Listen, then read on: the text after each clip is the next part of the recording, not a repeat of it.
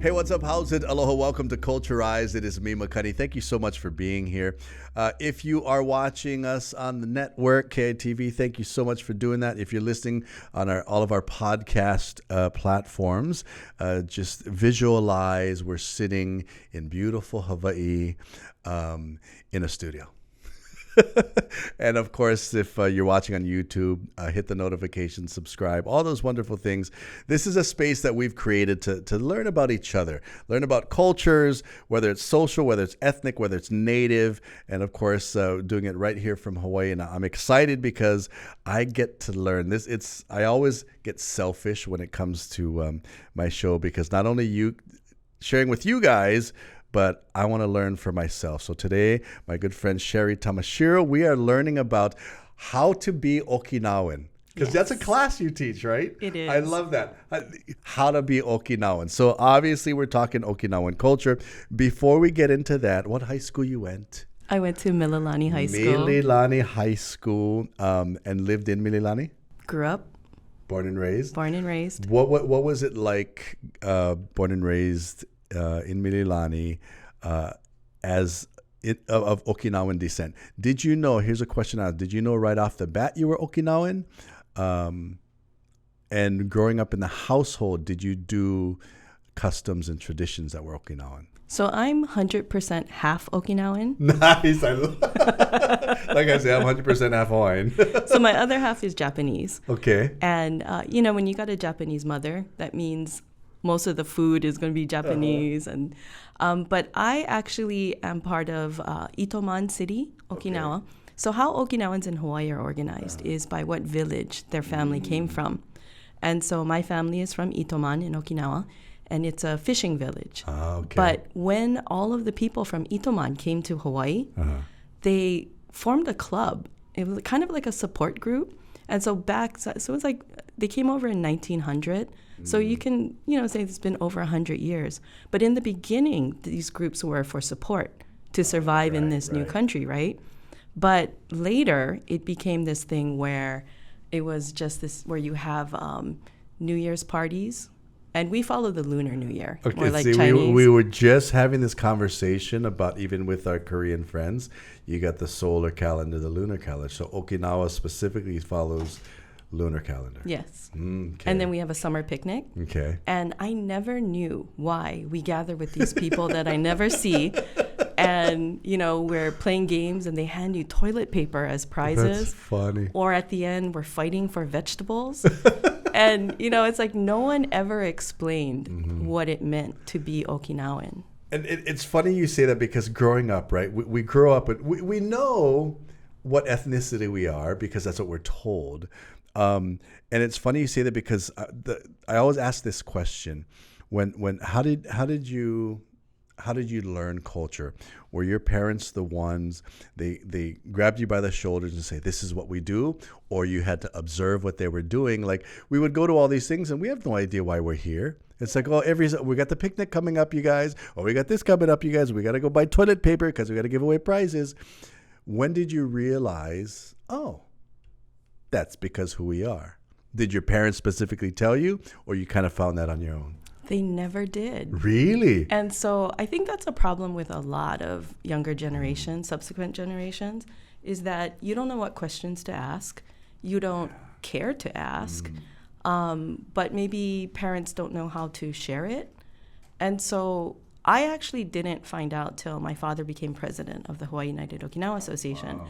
And we went to Okinawa, and that was, my first visit. No way. And luckily, I work at the university, so we did this huge project about the Hawaii Nisei, soldiers during World War II. And one of the guys that we were interviewing was Okinawan American who actually went to Okinawa during the battle. And I was able to research and find out all this backstory. And for me, it's discovering all these stories, right? About Okinawa itself, but the Hawaii Okinawans as well. So that was actually my introduction. Now, in the home, Okinawan mother, Japanese father, right? Reverse that. Oh, that's right. Who is the more powerful one? Keep that in mind. Don't answer yet. If you're joining us, this is Culturized. We're sitting down and we're learning about Okinawan culture and how to be Okinawan. That's what we do right here on Culturized. Bringing you what matters. Viewers can receive the Star Advertiser digital full access subscription for just $9.95 per month. Go to staradvertiser.com and click on subscribe. Use the code AHAITHING. Long's Drugs is always here for Hawaii, providing your family with their local favorites, accessible health and wellness services to keep you safe and healthy. Make Long's a part of your day. Hey, what's going on? Welcome to Culturized. It is me, Makani. I'm so excited. I'm going to be learning. You know me, lifetime student, love learning about anything and everything culture, whether it's mine, whether it's yours. And that's what we need to do. I always have this thing. We don't have to like each other, but once you learn a little bit about our culture, eventually we will. And we're all going to get along. We're talking Okinawan culture right now. We're talking about your parents. Who was the more dominant one in the household? Putting you on the spot. I'm going to say my mom. Yeah, of course. More fear. Was she? Was it? My mother was an elementary school teacher. Oh, there you. I'll just leave it at that. I can only imagine. There's nothing. You do your homework. You can't even lie about not doing your homework. But my father, he knows the Okinawan language. Mm-hmm. He is probably one of the best whistlers on the island. Mm-hmm. And for me, it's like discovering the stories behind. So, there's a story that Okinawans developed this really distinctive whistle because they needed to warn people from a long distance that a typhoon or pirates were approaching. And, later they had other ways, but they incorporated it into the music. Wow. And so I just absolutely love that. I actually brag. I always make my dad whistle wherever we See, are. I just learned something new again. I just thought that was just in the music, but it came from those things. Wow. Warning. Like it's funny now I realize when we were young, every family, whether you Okinawan, Japanese, Filipino, every family had a whistle and you knew, I gotta go home. Right. What did he do that? Did he always, you made him whistle all the time? Yeah. No way. Yeah. God, but did he have a whistle for you guys specifically? No. It's like you just knew I had to be here. So growing up, you were talking about when you starting to realize, okay, is it fair to say, because like you were saying earlier, sometimes our parents and our grandparents, do you think they didn't share with us because, we talk about immigration and they leave their motherland and they come to Hawaii, and in their mind, they want us to change. So like you said, as younger people, we don't ask the right questions, but at the same time, do they really want to share with us? Well, you have to factor in World War II, where if you are of Japanese ancestry, there was a whole generation that was taught, do not be Japanese, be American as possible. Right. So you see a generation that didn't want to learn the language, didn't want to acknowledge the culture because, someone told me this story once where, her whole family was interned. And she says, when you're locked up, so if you're locked up, say, for stealing, don't steal. You won't get punished. She said their attitude when they came out was, don't be Japanese. It's I can't even fathom what that's like. We were talking with Amanda Chang earlier about when Koreans came over. When they came over was before the Koreas split. So they basically lost their entire country. Even that, now you're getting out of that and you're just like, don't be. It's almost weird to think, don't be who you are, which is I can't even fathom that. But factor in that Okinawans immigrated much later than the Japanese. Okay, that was my... And they were actually looked down upon by Japanese and picked on. There was this... I know a lot of it was butakenken. It's like they were looked down on for raising and eating pigs.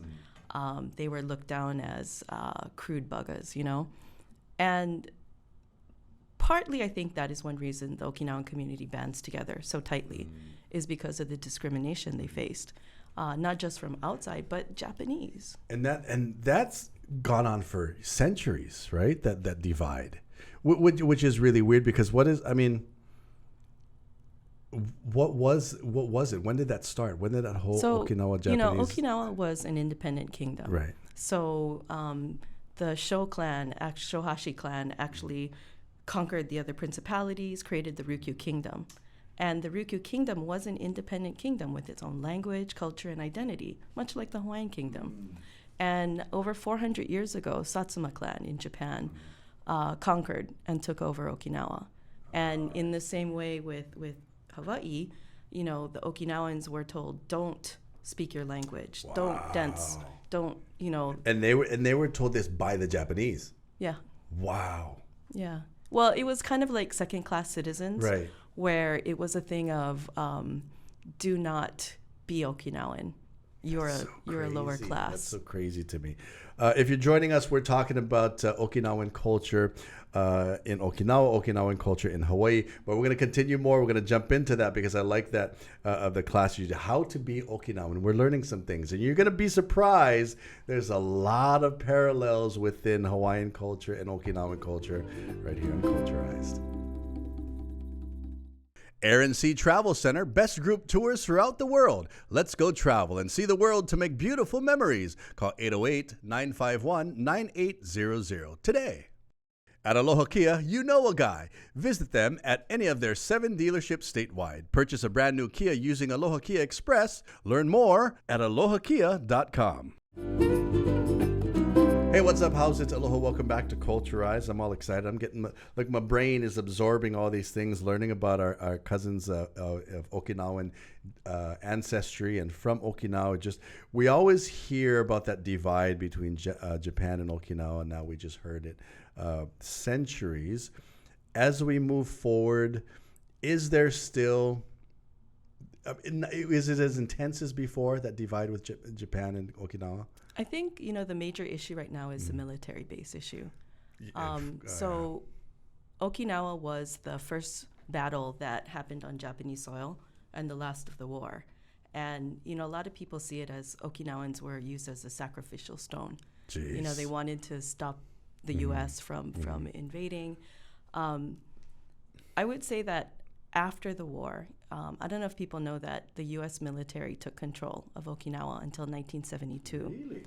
So during that time, Okinawans had no say in anything. So 70% of the U.S. military bases are in Okinawa. Okinawa represents less than 0.1% the landmass of all of Japan. But from the end of World War II to 1972, the U.S. military and the Japanese government could just make these decisions. Let's build all the bases here. And there is resentment because for a lot of Okinawans, the war has not ended. Right. They've got this occupation. There's issues with maybe the soldiers getting drunk or there was a case of a rape. And that is continuing to this day. Wow. But, this kind of attitude where why is Okinawa bearing the entire burden or 70% of the burden?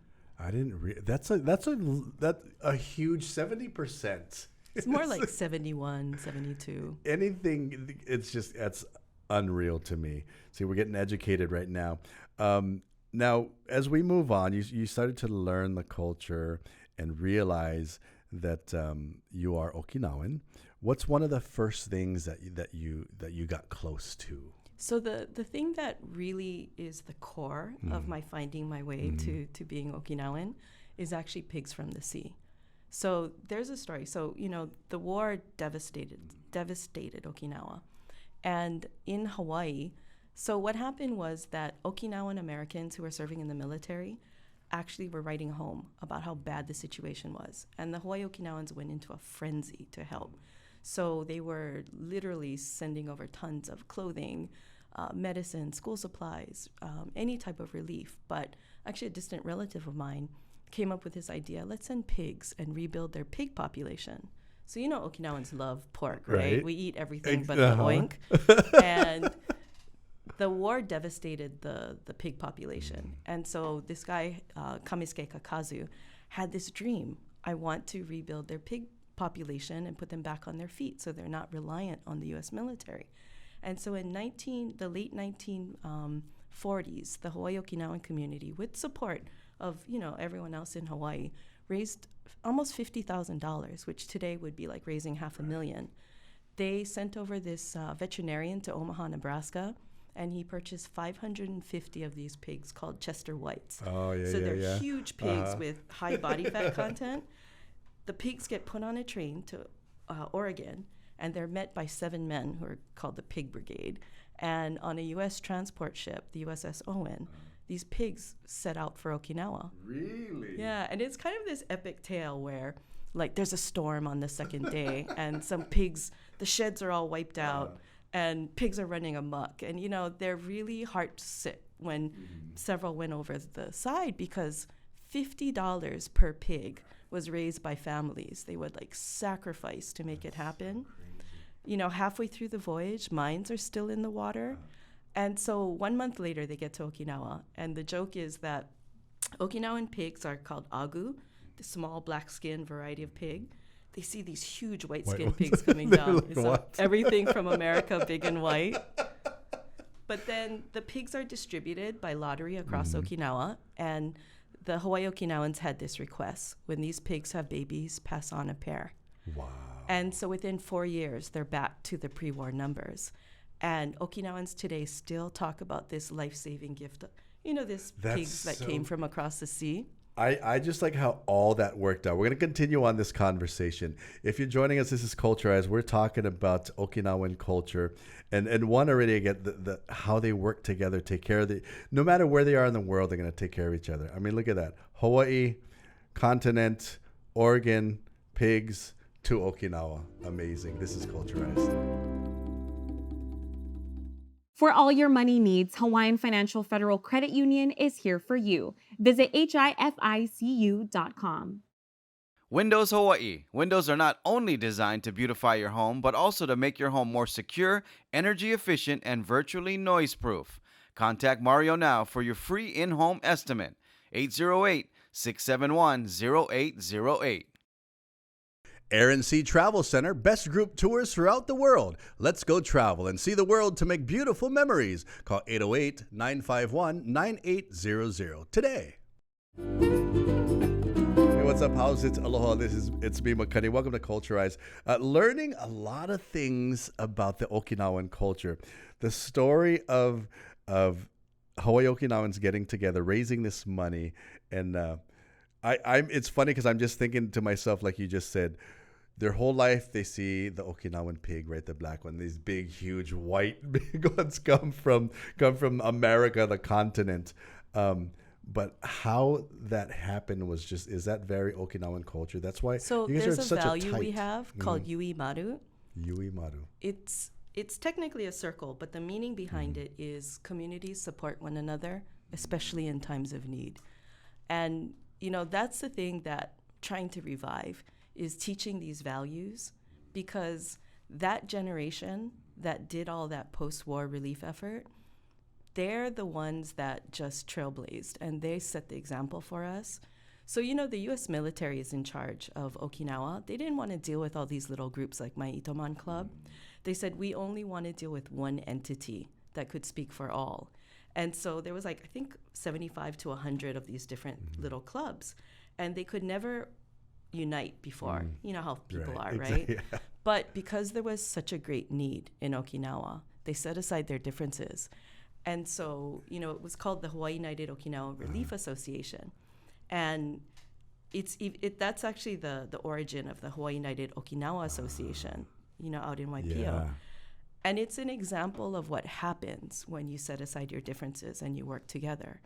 But, you know, like, I tell this story all the time because in small ways and big ways, this is how we should live, right? It's when I always say, when did we forget, or when did we stop, or what just happened, you guys? Where, I mean, not even within the Okinawan culture, but it's just us in general, where we're so self-centric now. Right, we just stopped. So it's funny because you mentioned the Okinawan Center in Waipio, and you know it's funny.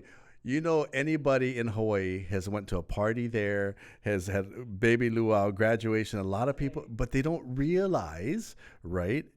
They just Okinawan Center. But all this that you just shared, the backs of all of those ancestors, creates things like that, right? Well, and you know the whole relief effort wasn't just Okinawans in Hawaii. It was Native Hawaiians, it was Chinese, it was everybody who knew somebody who was Okinawan and said, oh, Leah, we want to help. And so you're talking about maybe being selfish, but I was thinking, what about all these things about reaching out to the other cultures? So instead of saying you're Hawaiian, I'm not, it's like saying, well, no, we're all family, and I was just going to say, because you've been to a Hawaiian party at the Okinawan Center. You've been to, and it's funny because, whenever people are looking for venues, everybody's like, who has an Okinawan friend? You can get us into that, right? And, right. I think that's the beauty of even in Hawaii, like the whole point to this show is to share with everybody how we need, not only that we need each other, but we can work together, but we got to learn about each other first, right? As we talk about Okinawan culture, I think about this when we come up before we end. What customs, traditions that you grew up with, and just Okinawa in general, that have given to Hawaii? Because there's a lot of things that we know today but had no idea that the similarities between Okinawa and Hawaii. So first of all, mahalo for making time for being here. If you're joining us on Culturized, I want you to do me a favor. Head on over to YouTube. We got the extended version coming up. If you have ideas or know any similarities between the Okinawan culture, or you want to share with us, comment down below. But head over to YouTube right now. We're going to continue this conversation with my good friend Shari Tamashiro, how to be Okinawan, right here on Culturized.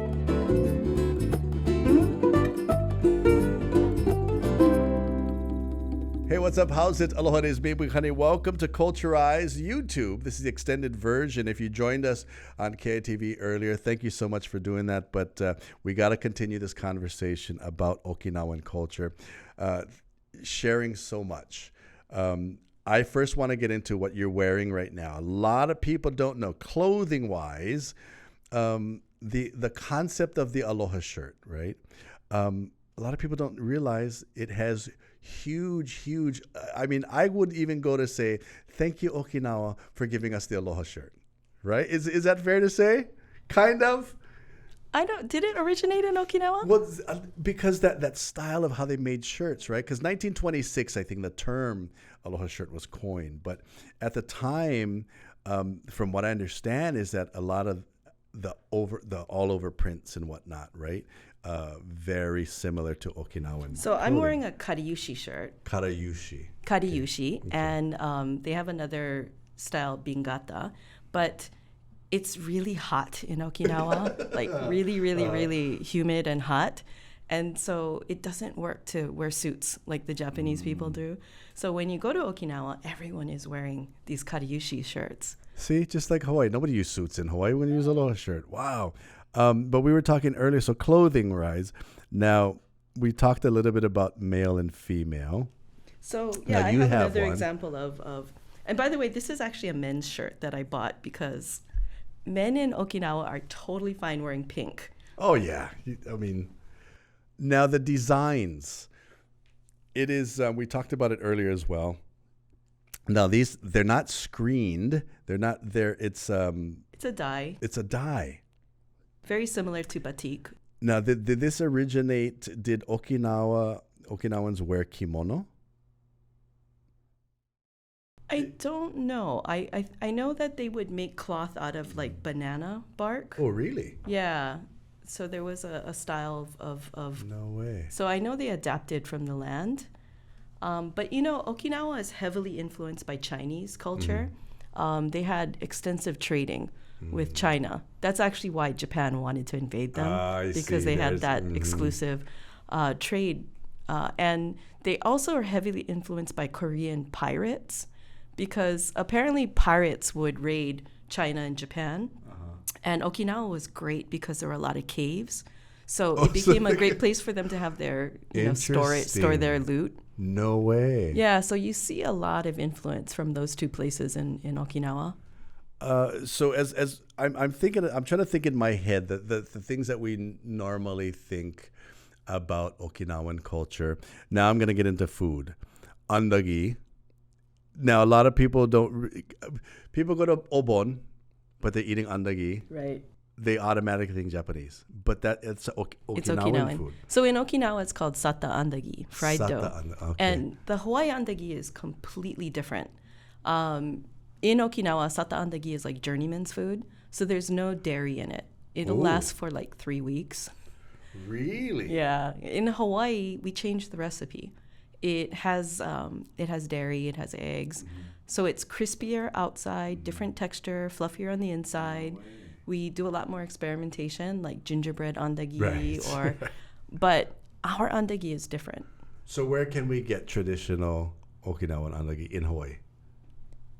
I think the best thing to do is when Marukai has their Taste of festival, Okinawa. There's and at Okinawan Festival at Heiwadori, there's these packs of sata andagi mixes that come from Okinawa. No. That's probably your best bet. I now see. I'm curious. The whole time I'm thinking these, because it's funny. We always laugh of, we always talk about different cultures, right? So you get the andagi, Hawaii's version of andagi, and then when you add sesame seeds to it, it becomes Filipino binangkao, right? What is the other one? There's so many versions of that thing. Other customs. But I'll be honest with you, I don't like sata andagi. Really? Yeah, you take a bite and it just like sucks all the moisture out of your mouth. So Really? I grew up with Hawaii andagi, so I'm very biased because I like the. And see, now I'm curious. I want to go try the sata andagi. Speaking of Okinawan festival, the attire right now I'm picturing.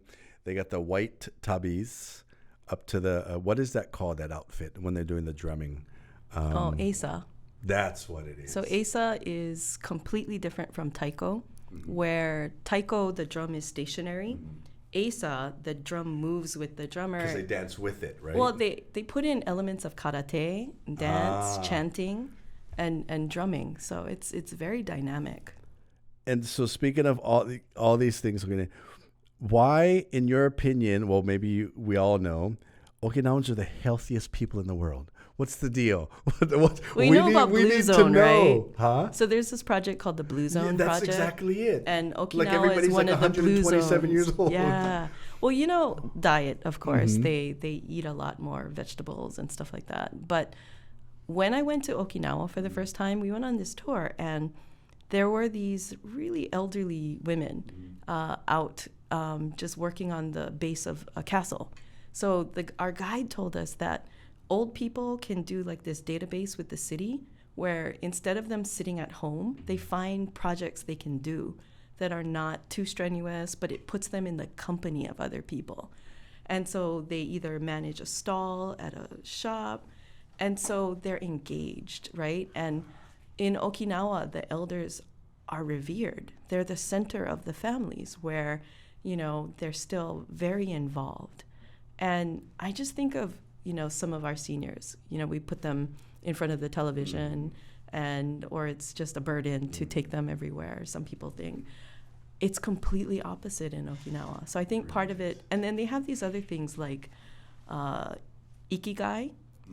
Why do you wake up in the morning? What gets you out of bed? What is your purpose in life? Purpose? Yes. And then the moai, so it's like, what is your support group? Who are you surrounding yourself that can provide you that support through good times and bad times? It sounds so simple, but yet it's so profound. One thing I thought was really cool, speaking of the Blue Zone, there was this program I watched in Okinawa where they have preschool children hang out with elders. Yeah. I was like, hello. It's brilliant, right? It is. It's like, and that's half of their learning is going to be just because they're hanging out with them. And I'm watching this program going, I don't know who was happier, the elders or the kids when they would interact. So that definitely has to do with a lot of the longevity. It's the food, and just overall. Maybe the alcohol, awamori. Really? Yeah, there's a drink that is only made in Okinawa called awamori. So it's kind of similar to shochu. It's distilled. Okay. We drink a lot of that too. A lot of, really? Huh. Fish, vegetables, and awamori. And pork. And pork. See, which is funny, right? in the old days, they looked down on them for eating pork, but hello, they're the healthiest people. And then you look at it today, they don't eat too much pork. It's probably the way they cooked it and the way they made it. That's what I love about. So with rafute, the Okinawan shoyu pork, what they do is they boil the pork and pour the water out. So you do that like 5 times. So you're rendering out the fat. Hello. So it's fat, but it's not. It's not fatty. Interesting. So that's what we're doing, my friends. If you have any customs and traditions in your clans, right? You're called in Okinawan clans, we want to know. Hit the comment down below. Let us know if you have any questions about Okinawan culture. Now, this class that you teach, how to be Okinawan, that's at the university? No, I do it at the Okinawan Festival. But I'm probably going to switch it to like a YouTube, an online YouTube. So it's like how to talk like an Okinawan. So, it is a language, not a dialect. A lot of people will say, oh, no, it's just a dialect of Japanese. But, domo arigatou gozaimasu is thank you very much in Japanese. But ippei ni fue debiru is thank you very much in Okinawan. Not even close, right? Yeah. Yeah. So now I'm thinking, so when did that change? When was it when Japan got involved or? Okinawans always spoke their own language within the Ryukyu Kingdom. Same thing with Hawaiian. It's like all the different islands had different. That one is a dialect, I would say. But when Satsuma clan took over 400 years ago, in schools, if kids spoke Uchinaguchi or Shimakutuba, the island language, they had to wear these demerit tags, like a tag of shame. Really? Yeah. Is there any traditional speakers today? So there is a revitalization. They're trying to revive the language. That's but cool. Which language?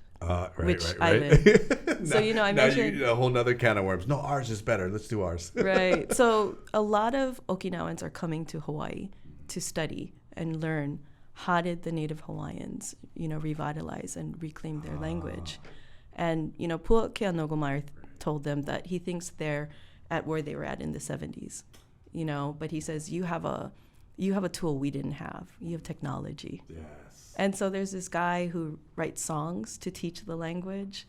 There are a lot more books and speakers, but they're part of the Japan education. So I'm pretty positive there's no way they can have immersion school. Yeah, so there's going to be that little bit of that influence of I see.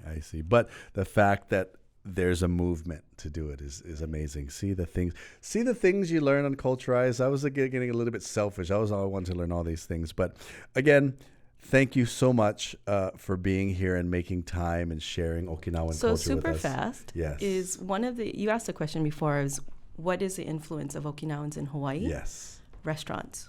There have been over 350 restaurants owned by Okinawans in the state of Hawaii. And some of them are the most iconic ones. Wisteria, Columbia Inn, Zippy's, Rainbow Drive-In, Highway Inn. They're all Okinawan. Times Supermarket was Times Grill. What? And so even like the food suppliers, Tamashiro Market, Okuhara, Kamaboko, Aloha Tofu, really? Higa Meat, even like King's Hawaiian Sweetbread. Oh, yeah, that's and right. Sun Noodle. Okay. So it's had such a major impact. Oh, yeah. On now Hawaii. that I didn't realize how many there were. Because they were all helping each other. You see? Okinawans came to Hawaii to do good, and they ended up doing better. I don't know if you got to cut off the time. No, there's a story I wanted to tell you that yes. I just find so absolutely amazing. So this guy named Ushitakara emigrated over from Okinawa, worked on the plantation. When his contract was done, he moved to Oahu. And back then, banks wouldn't make loans to non-whites. So he didn't have any way to advance. So he started working at a restaurant, no pay, wash dishes, scrub potatoes. They feed you, but you watch and you learn. He worked his way into a paying position through all the spots. And then there's a Japanese lending program called Tanamoshi. And so with a Tanamoshi, in 1923, he opened up American Cafe, downtown Honolulu near the Capitol. And, why would people go and pay to eat food you can cook at home? Mm-hmm. So it had to be American food, like lobster or lamb with mint jelly. But he offered the same deal to people from his village.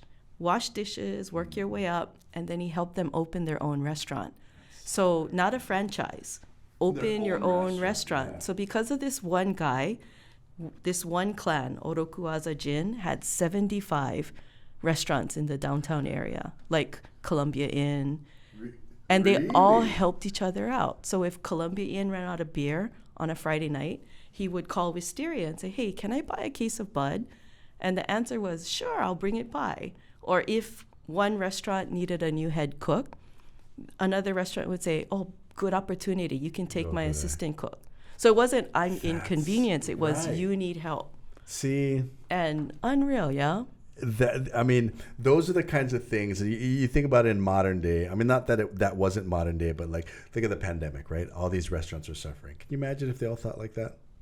It's and there's still ones, of course. Rainbow Drive is still around, and Higa Meats and all that, but the Wisterias and the Columbia Inns and all. But I don't think you should be sad about them closing. Because for them, it was a way for their children to go to college and not have to work 7 days a week. That's true, right? It's like we're gonna bust our butt so you can. So I actually broke down everywhere you can find ondagi on the island and every restaurant that serves Okinawan food. So the website is called HawaiiOkinawans.com. Okay, who has the best ondagi? I can tell you my favorite. Actually, I did a review for Honolulu Magazine. But to me, it's like Aloha Andagi. They pop up once a month at Marukai. A little old Japanese Okinawan lady makes it. I mean, how can you? You know it's going to be good when she's moving about 2 miles an hour.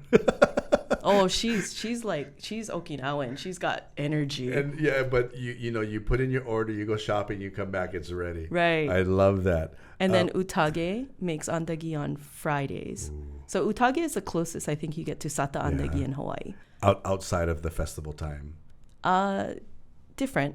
Okay. All the andagis are very different. People fight so much over who has the best andagi. Right. And, to me, it's like, well, as long as it's hot and fresh made, I think it's fabulous. Or what I used to do when it's a day old, I just cut it in half and grill it. Oh, that's a good idea. Right. Air fryer. Air fryer, that's the one.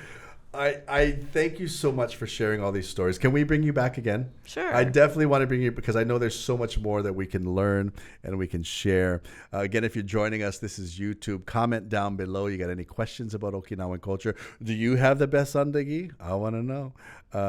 Thank you very much for being here. This is Culturized.